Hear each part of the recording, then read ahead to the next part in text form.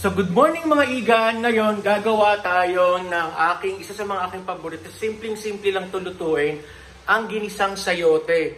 Kasi medyo masarap ang lasa nito at basta gustong-gusto ko lang nito. Very mild, basta masarap na masarap. Kaya itry nyo rin ito at tara, lutuin na natin.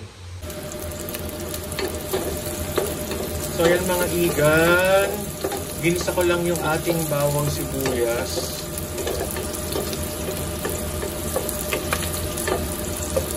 At yung ating kamatis.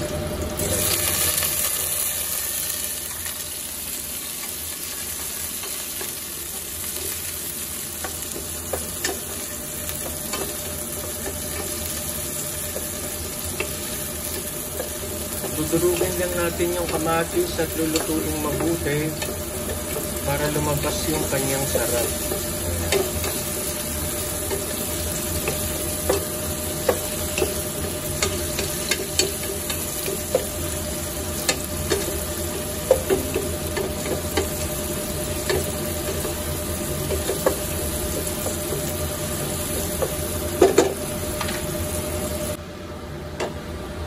So yan mga igan, nilagay ko na yung ating pork. Igisa lang natin ng mabuti yan. Palalabasin natin yung katas ng pork.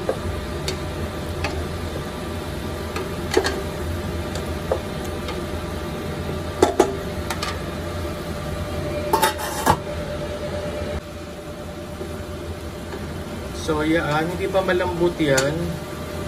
At isison na natin ang patis, no?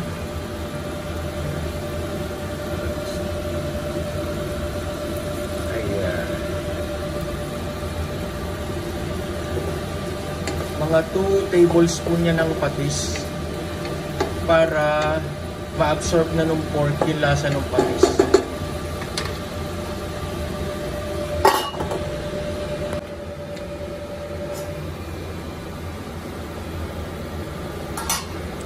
So yan mga igan, naglagay ako ng may sabaw, maraming sabaw kasi meron akong inaalagaan ditong gusto ng sabaw, kaya depende sa inyo, mas maganda to yung konti lang yung sabaw.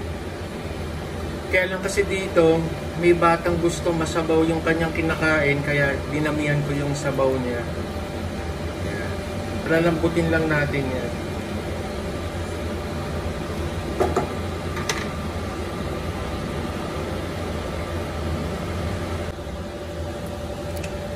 So nilagay ko na yung ating sayote. Ayan.